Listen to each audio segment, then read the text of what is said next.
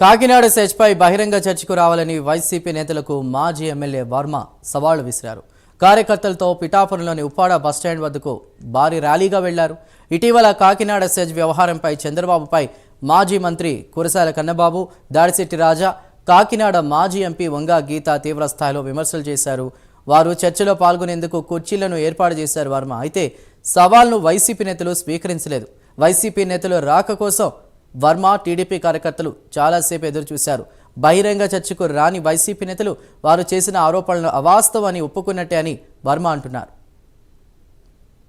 మాజీ మంత్రులు దాడిశెట్టి రాజా గారు, కన్నబాబు గారు, మాజీ ఎంపీ మా అక్కయ్య గీత గారు తెలుగుదేశం ప్రభుత్వాన్ని, చంద్రబాబు నాయుడు గారిని విమర్శిస్తూ కాకినాడ సీపోర్ట్ గురించి, కేఎస్ఈజెడ్ గురించి చాలా మాట్లాడారు. ఇదిగో కన్నబాబు గారు ఇలా దగ్గర రండి, గీత గారు, రాజా గారు ఇలా కూర్చోండి.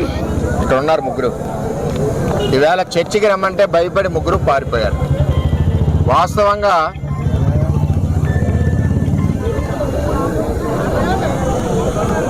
DOLR నెంబర్ 16115 డేటెడ్ 9/6/2005, అలాగే DOLR number KSEZ/ONGC/PSCIP dated 7/10/2005. Kannababu గారు ఏమన్నారంటే 2003లో చంద్రబాబు నాయుడు గారు APICCకి ల్యాండ్ ఎక్విజిషన్ చేశారన్నారు. అది చాలా తప్పు. 14/6/2008 రాజశేఖర రెడ్డి ప్రభుత్వంలో APICCకి 2094 ఎకరాల 74 సెంట్లు చేశారు. తెలిసి తెలియక మాట్లాడడం, మంత్రులు మాజీ మంత్రులు అయి ఉండి మాకైతే చిన్నతనంగా ఉంది, మీకు ఉందో లేదో కానీ తెలియదు. మాకు వైబిలిటీ అవ్వట్లేదు, ఇక్కడ టెక్నికల్గా ఇబ్బందులు ఉన్నాయి, మేము డ్రాప్ అవుతున్నామంటే ప్రైవేటు వ్యక్తి కాకినాడ సీపోర్ట్కి వాళ్ళు అదే KVP రామచంద్రరావు పక్కన ఉంటారు, రాజశేఖర రెడ్డి గారు, ముగ్గురు కలిసి అతన్ని బినామీగా పెట్టుకుని ఈ SEZ భూసేకరణ స్టార్ట్ చేయడం జరిగింది.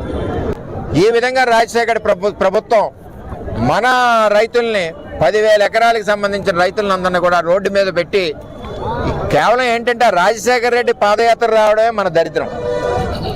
ఆ పాదయాత్రలో ఈ కన్ను పడ్డంతో ఇక్కడ 10,000 ఎకరాలని దోచుకున్నారు. ఇవాళ కాకినాడ సీపోర్ట్ KV రావుని గన్నలతో బెదిరించి ఈ రోజు ఆ పోర్టుని రాయించుకుని దాన్ని కూడా దారాదత్తం అరవిందో కంపెనీకి చేసిన ఘనత కూడా జగన్మోహన్ రెడ్డి.